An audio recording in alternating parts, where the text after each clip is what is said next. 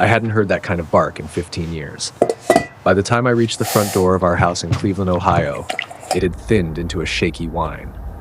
I opened the door, and the morning sun slid over the hallway rug and landed on him. An old dog stood on the porch, black and tan coat dull, hips sharp, eyes steady on mine. He didn't rush or jump, he just waited, head slightly bowed as if he needed permission even to stand there. Behind me, the coffee maker clicked. My wife moved in the kitchen, the radio hummed. But out here, there was only this dog and the soft sound he made in his throat when our eyes met. He tilted his head to the side, slow and careful, the way a German Shepherd puppy once did when he heard my voice and tried to read my face. For a moment, the years folded, and I was back in another morning, calling a clumsy pup in from the yard. Then my knees ached, his breathing rattled, and I was on this porch again with a stranger who didn't feel like a stranger at all. "Easy, boy," I said, though my own heart was racing, and I went for a bowl of water. When my wife asked who it was, I answered, "Just a dog." And the lie burned back to the door. I set the bowl just inside the shade, and he stepped toward it one paw at a time, like someone who no longer trusted doorways. He drank slowly, lifting his head between swallows to check that I was still there, and in that look I saw muddy paw prints, a tail thumping a wall, a life I'd tried not to remember. My hand tightened on the frame as the thought rose, and my voice came out low and thin. "This can't be you? Leor?" I stood there with my hand on the frame, surprised my voice still worked after saying his name.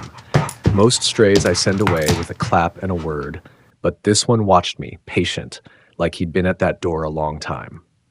"Come on then," I muttered, and instead of closing the door, I stepped back and let him in.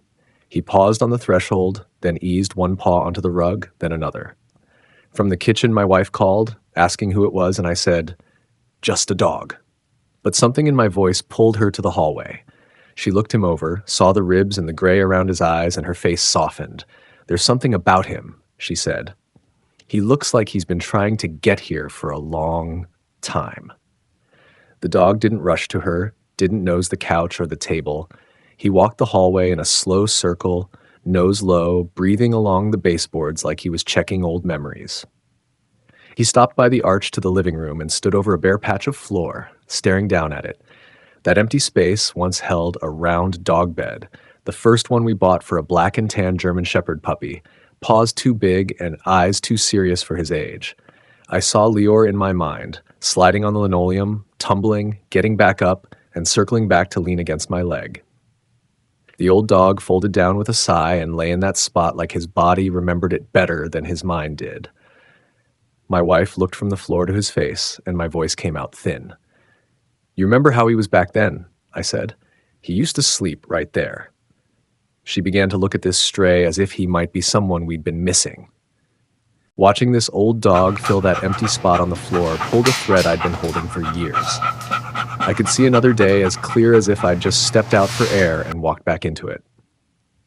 We found Leor at the county shelter on a gray Saturday, back when the kids still lived at home, and Cleveland, Ohio felt a little louder. He was a small German Shepherd puppy then, black and tan, pressed against the back of the kennel, barking too much and shaking in between. People walked past his cage because he made too much noise or wouldn't come close enough to the bars. I remember how his eyes followed every pair of shoes like he was afraid of choosing the wrong ones. I stopped in front of him, and he finally crept forward, paws too big for his body, ears half up, half unsure. When he sniffed my fingers, his tail moved once, then again, like he was testing the idea of hope. "I like this one," I told my wife. She shook her head at first, said we were too old for puppies and chewed shoes and midnight walks. Then she watched him try to be brave and sighed. "All right," she said, "one last kid." At home, he decided my feet were his safe place. Every evening when I came back from work and sat on the edge of the bed to take off my shoes, he'd flop down beside them and breathe on my socks. In the mornings, he woke me by nudging my hand with his nose until I opened my eyes. On rainy nights, we'd sit on the front steps, me, my wife, and that damp, clumsy pup, listening to the water hit the street while his head rested on my knee. The night we lost him was supposed to be a happy one. Our youngest was graduating, the house full of relatives and paper plates and laughter. Somebody brought fireworks, just a few for the backyard. The first burst shattered the quiet, and Leor bolted, claws scrambling on the tile, panic in his eyes. The back gate didn't latch all the way. By the time someone noticed, it was already swinging. We searched with a leash in my fist and his name in my throat. Street after street, porch after porch, under yellow lamps and buzzing wires. Much later, alone by the side of a wet road, I stood in the mist and called, "Leor," into the Cleveland night. The sound went out into the dark, and nothing came back. Now I sat at our kitchen table in Cleveland, Ohio, with a cup of tea cooling between my hands and that old dog stretched out on the floor. The rain and shouting from that night were gone, but my fingers still trembled on the handle like they remembered. Back then, after he slipped through that gate, we printed his picture until the ink ran low. We taped flyers to poles, left them in shops, pushed them into mailboxes. Every time the doorbell rang, my heart jumped. Every phone call after dark, I thought, this is it. Someone found our boy. It was never him. It was a wrong number, a delivery, a stranger with the wrong street. The years moved anyway.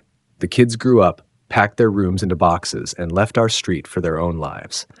The house got quieter, but little pieces of Leor stayed. I never fully shut the back door without checking the latch twice. His old leash and collar lived in the hall closet, buried under scarves, but I couldn't make myself throw them out. To keep from folding in on ourselves, we started dropping bags of kibble at the local shelter. Some Saturdays, we'd walk the rows, resting our hands on the backs of dogs nobody picked. Scared eyes, gray faces, nervous paws. I told myself we were doing it for them, but the truth is, I was still looking for one. Now, this tired black and tan body lay by our kitchen cabinet, a bowl of water near his paws. My wife cut chicken at the counter and, without thinking, set aside a small piece on the board just for him. She watched him lick his lips and said softly, "Maybe we should take him to the shelter. Let them check. See if he has an owner." The word owner cut deeper than I expected. Sitting there, listening to his slow breathing, it already felt like he was home. The next morning, we spread an old blanket over the back seat, and I walked him to the car. He hesitated at the curb, then leaned his weight against my leg as if asking if this was really all right. With a little lift under his chest and a quiet, easy boy, we got him inside. His eyes stayed on my hands as I closed the door. The drive to the shelter in Cleveland, Ohio, felt longer than it was. He lay on the blanket, head between his paws, feeling every bump but not complaining, just letting the road carry him. Inside, the woman at the front desk took one look at him and frowned. "He's very old," she murmured. "Dogs like this usually belong to somebody." They led us to a small exam room and had him stand on the mat. His legs shook, but he stayed gentle, licking the tech's wrist when she touched his neck. "We'll just check for a microchip," she said. The scanner slid along the loose skin at his shoulders. For a moment, there was only the hum of the lights and his slow breathing. Then the device beeped. The room went quiet.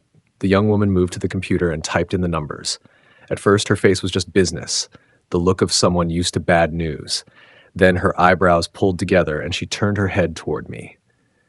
"Sir, you said you're 69 and you've lived in Cleveland, Ohio your life?" I nodded. She checked the screen again, then looked back up. "This dog is registered to someone with your name," she said, and I saw my own last name glowing back at me from the reflection in her glasses. The staff pulled up the full record and read it twice like they were sure there had to be a mistake. "Chip implanted 15 years ago," the tech said slowly. "Owner, same name as yours. Dog's name, Leor. Male, black and tan, German Shepherd puppy, just a few months old back then." I remembered standing in another exam room all those years ago, holding a restless young Leor against my chest while they slid the needle under his skin. My wife joked that no one would ever steal a dog who chewed shoes like that, but she signed the papers anyway. "Just in case," she said. After he disappeared, that chip felt like a bad joke, a number buried under fur somewhere out in the world, attached to a dog who would never be found. Now that same dog lay in front of me again, only this time his paws shook on the metal table and his muzzle was washed in gray.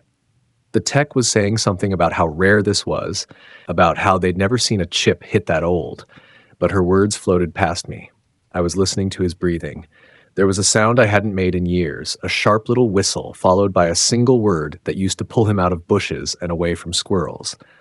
It meant only one thing in our house: time to go home. I wet my lips and tried it.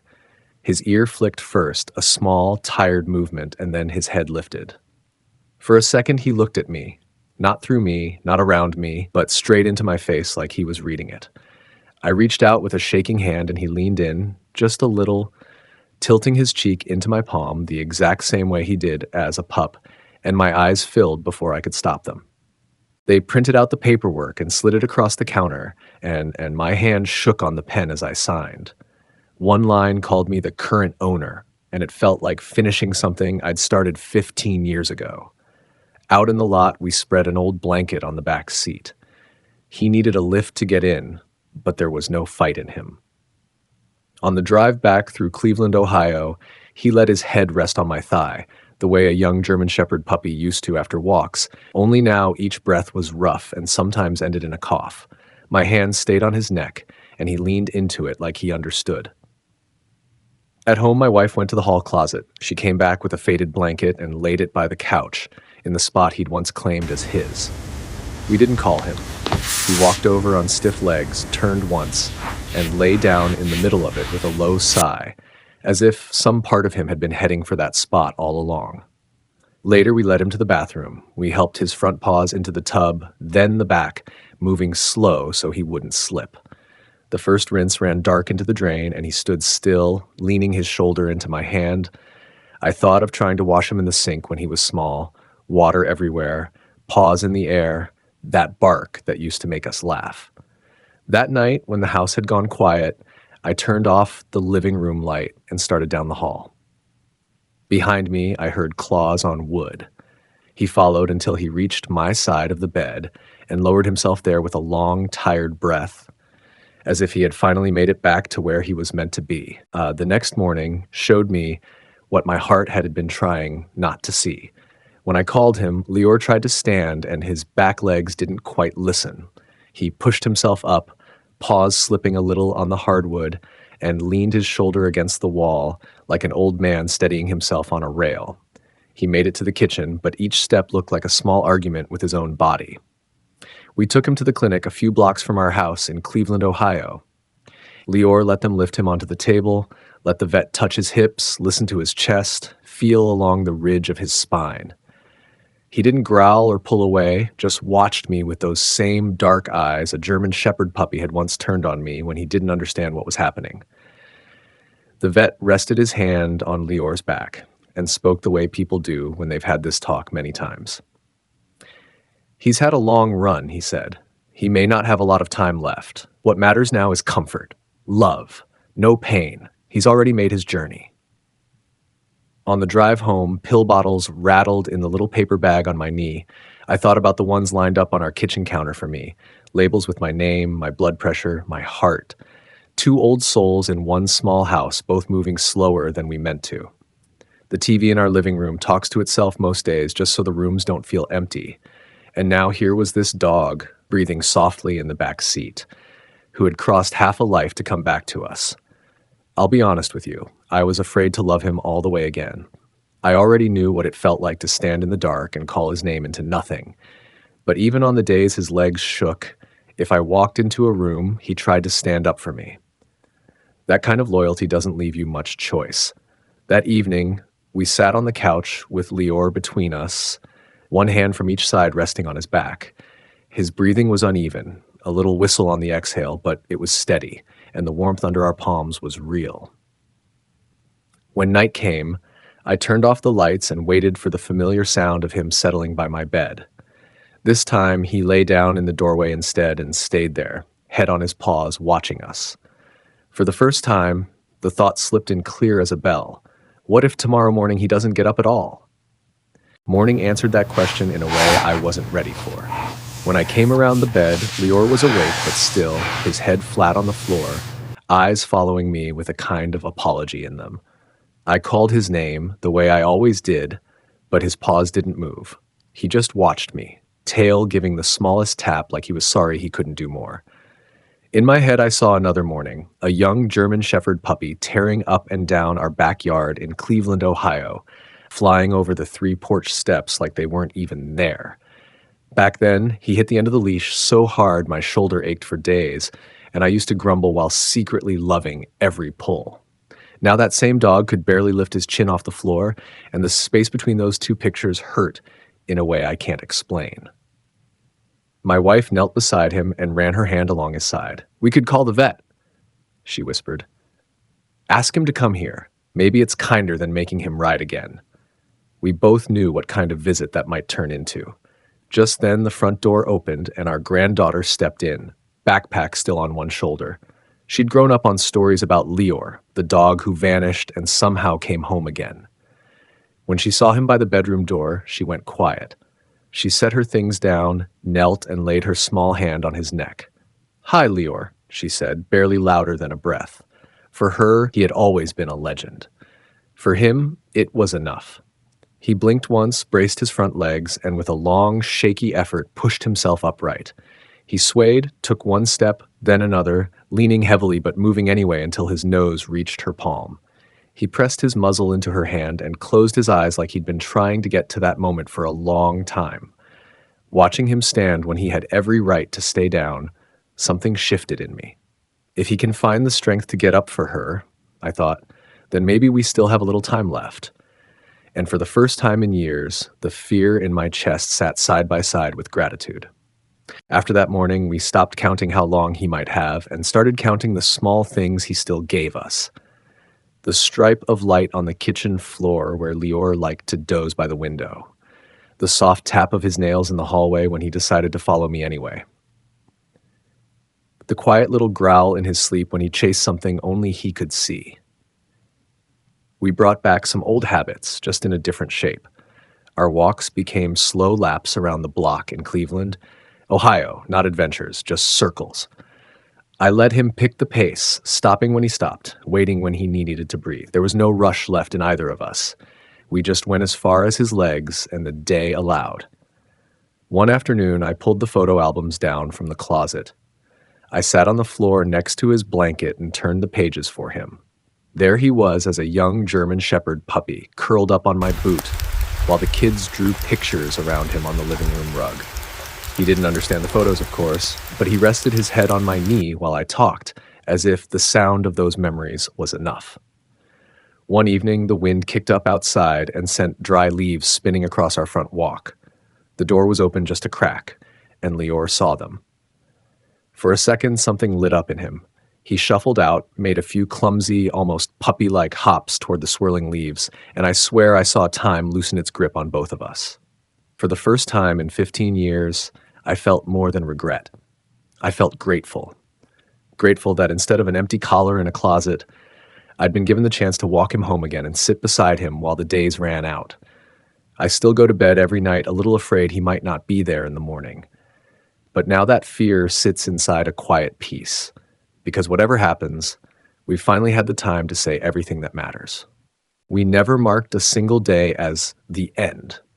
We just let him fold into our routine until it was hard to tell where our old age stopped and his began. Chairs got moved so he could see us from every room. Blankets stayed draped over the couch, warmed by his body and by the talks we had about growing old, about how important it is to sit with someone while you still can. The kids and grandkids started coming by more often. They didn't ask for big outings anymore. They just dropped their bags, sit down on the floor beside him, and run their hands along his back. They listened to the same stories I'd told 100 times about how brave that German Shepherd puppy was, how he chased off shadows and watched the children like they were his whole job. Now by the front door, his worn collar hangs on the hook next to our keys. On the porch, his bowl still sits in its corner. Not as a shrine, just as a reminder that love doesn't pack up and leave when a body does. The house is filled up with pictures over the years. Leor as a clumsy pup, Leor in his prime, standing guard at the fence, Leor old and resting at our feet. They're mixed in with school photos and holidays, part of the same story we pass down when someone new joins the family. After he came back to us, we kept helping the shelters, but the feeling changed. It wasn't about guilt anymore. It was gratitude for the strange mercy that gave us a second chance to say thank you. And the most important thing he taught us wasn't really about the past at all. It was about how to look at every day we still have left. If you're around my age, you probably have your own Leor tucked away in your memory. A dog or a cat who followed you from room to room, who slept at your feet, who left a space behind when they were gone that never quite closed. Maybe you lost them suddenly. Maybe it was slow. Either way, you still catch yourself looking at a doorway sometimes, expecting to see them there. I used to think that once enough years passed, that kind of love was over. Leor taught me I was wrong. His story is proof that even when we are sure everything is finished, there may still be a heart out there that remembers us, even after 15 long years. When the shelter called up that old microchip record and read my name out loud, something in me woke up. This little guy's journey from abandonment to rehabilitation shows how important nonprofit rescue groups really are. Without them checking that chip, without people donating food and time and care, Leor would have been just another old stray that no one knew by name. Living with him again in those final slow months, I learned what loving a rescued puppy or an old dog really means. Caring for a rescued puppy is more than love. It's responsibility. It's pet care. It's the early walks, the late night worries, the baths when they're scared, the pills hidden in cheese, the hand you keep on their back so they know they're not alone. If you ever had an animal who meant the world to you, tell your family about them. Show them this story. Tell them about your own Leor, about what you learned from that small, fur-covered piece of your heart. And if you can, support your local shelters. Chip your animals. Don't look past the gray faces curled up in the back of a kennel or lying by a porch. For someone, they are still the center of the universe. Join our brave Paws family. Be their voice. Be their hope.